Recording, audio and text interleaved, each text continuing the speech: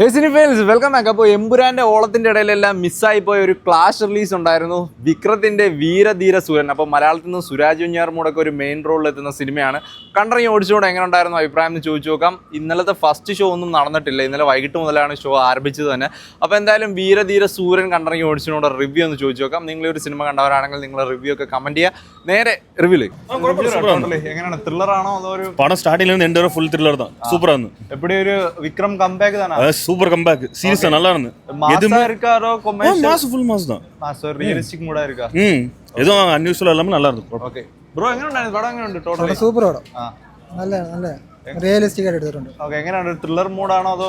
Thriller തന്നെ, ഒരു ദിവസം നടക്കുന്ന കഥയാണ്. ഓക്കെ, നല്ല വാച്ചബിളാണ്, നല്ല വാച്ചബിൾ. ഒരു തിയേറ്റർ വാച്ചിനുള്ള എലമെന്റ്സ് ഒക്കെ ഉണ്ടോ? എല്ലാം ഉണ്ട്, എല്ലാം ഉണ്ട്. വിക്രമിന്റെ ഒരു കംബാക്ക് ആണോ തിയേറ്റർ വാച്ചും? കംബാക്ക് തന്നെയാണ്, കംബാക്ക്. മറ്റേ കുഴപ്പമില്ല, ഹൈ മൊമെന്റ്സ് ഉണ്ട്, കുറച്ച് ഡാർക്ക് ഷെയ്ഡ് പരിപാടിയാണ്, കുറച്ച് ആക്ഷൻസ് ഒക്കെ കൊള്ളാം. എങ്ങനെയാണ്, കൊടുത്തൊരു ഹൈപ്പിനുള്ള രീതിയിലുള്ളതുണ്ടോ? ത്രില്ലർ ഒന്നും ഇല്ലായിരുന്നല്ലോ ഇവിടെ, ഒരു സാധാരണ പടം കാണാൻ പോലെ വന്ന് കുഴപ്പമില്ല. ഹൈ മൂവ്മെന്റ്സ് ഉണ്ട്, വിക്രമിന്റെ ഒരു ഫൈറ്റ് ആക്ഷൻസും കാര്യങ്ങളൊക്കെ കൊള്ളാം. സ്റ്റോറി ഒക്കെ എങ്ങനെയുണ്ട്? സ്റ്റോറി കുഴപ്പമില്ല. സൂര്യൻ കുറച്ച് ലാഗ് ഉണ്ട്, കുഴപ്പമില്ല. ആക്ടിങ് എല്ലാം കൊള്ളാം. ഒരു ത്രില്ലർ മൂഡായിട്ടാണോ പോകുന്നത് അതോ? വലിയ രസമൊന്നുമില്ല. വിക്രത്തിന്റെ എങ്ങനെയാണ്, ഒരു പ്രതീക്ഷിച്ചൊരു തിയേറ്റർ വാച്ചിനുള്ള എലമെന്റ്സ് അത്രയ്ക്ക് എനിക്ക് തോന്നിയില്ല.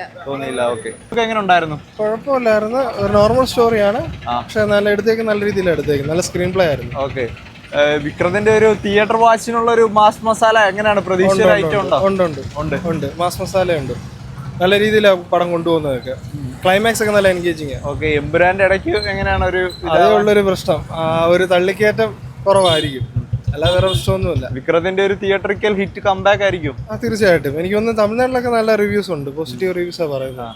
ടോട്ടലി സ്ഥിരം തമിഴിൽ കാണുന്ന ഒരു റിവെഞ്ച് ത്രില്ലർ സ്റ്റോറി പോലെ തന്നെയാണ്. സ്റ്റോറിയൊക്കെ അത്രേ ഉള്ളൂ, പക്ഷെ അത് എടുത്തേക്ക് നല്ല എൻഗേജിങ് ആയിട്ടാണ് പോയിരിക്കുന്നത്. വലിയ കുഴപ്പമൊന്നുമില്ല. ആദ്യത്തെ ഫസ്റ്റ് ഹാഫ് ഇച്ചിരി പേസ് കുറവാണെങ്കിലും സെക്കൻഡ് ഹാഫ് കയറി നല്ല രീതിയിൽ പോകുന്നുണ്ട്. തിയേറ്റർ വാച്ചിനുള്ള എലമെന്റ്സ് ഒക്കെ ഉണ്ടോ? കണ്ടപ്പോൾ ഒരു റിയലിസ്റ്റിക് മൂഡിലാണല്ലോ മൊത്തം പോകുന്നത്. ആ ഒരു മോഡലിൽ നമ്മൾ കാണണം, അല്ലാതെ വേറെ പ്രശ്നമൊന്നുമില്ല.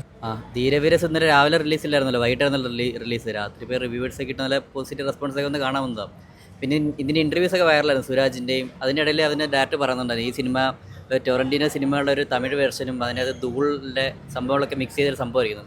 സിനിമ കണ്ടപ്പോഴും അങ്ങനെ തന്നെ തോന്നിയത്, ലൈക്ക് ടൊറന്റീനോ സിനിമകളെ പോലെ അല്ല. ഈ സിനിമയുടെ 70% ഷൂട്ട് ചെയ്തിരിക്കുന്നത് വെച്ചാൽ എന്താ, ഈ ലോങ് ഷോട്ടായിട്ടാണ്, കണ്ടിന്യൂസ് ഷോട്ടായിട്ടാണ് ചിത്രീകരിച്ചിരിക്കുന്നത്.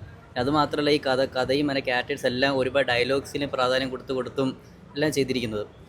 പിന്നെ അതുമാത്രമല്ല, ഈ ഫസ്റ്റ് ഹാഫ് ഒരുപാട് നമുക്ക് ലാഗ് ഫീൽ ചെയ്യും. സെക്കൻഡ് ഹാഫ് എന്ന് വെച്ചാൽ കുഴപ്പമില്ല, കണ്ടിരിക്കാനുള്ള ആ ഒരു എൻഗേജിങ് ആയിട്ടുള്ള സംഭവങ്ങളൊക്കെ ഉണ്ട്. ലാസ്റ്റ് മറ്റേ ധൂളിൻ്റെ റെഫറൻസ് ഒക്കെ വെച്ചൊരു ഫൈറ്റ് സീനും മേക്കിംഗ് എല്ലാം എടുത്തു പറയേണ്ടത് തന്നെ.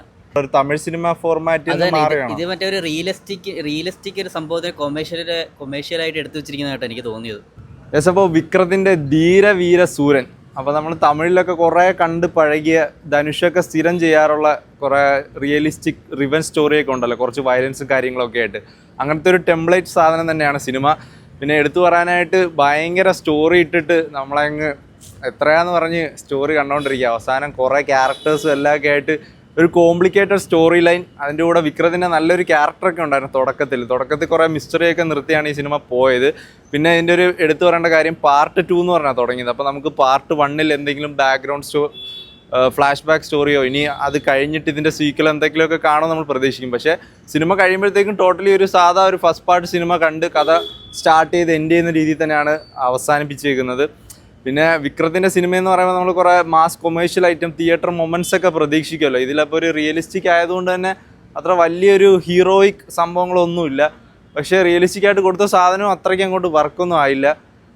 എന്താണെന്നറിയത്തില്ല, ഭയങ്കര ലെങ്തി ഡയലോഗ്സ് ഒക്കെ ആയിട്ട്. മെയിൻ സുരാജ് വെഞ്ഞാറമൂടാണ്. അപ്പോൾ സ്റ്റോറിയൊക്കെ ഒരുപാടങ്ങ് കോംപ്ലിക്കേറ്റഡ് ആയി, എന്തൊക്കെയോ കാണിക്കുന്ന ഒരു ഇമോഷണൽ കണക്ഷൻ ഇല്ലാതെ ഇങ്ങനെ കണ്ടിരിക്കുന്ന രീതിയിൽ ആയിപ്പോയി സിനിമ. അപ്പോൾ വീരധീര സൂരൻ കണ്ടവരൊക്കെ നിങ്ങളുടെ അഭിപ്രായങ്ങളൊക്കെ കമൻറ്റ് ചെയ്യുക. വീഡിയോ ഇപ്പോൾ തന്നെ ലൈക്ക് ചെയ്യുക. അപ്പോൾ അടുത്തൊരു കാണാം. ബൈ.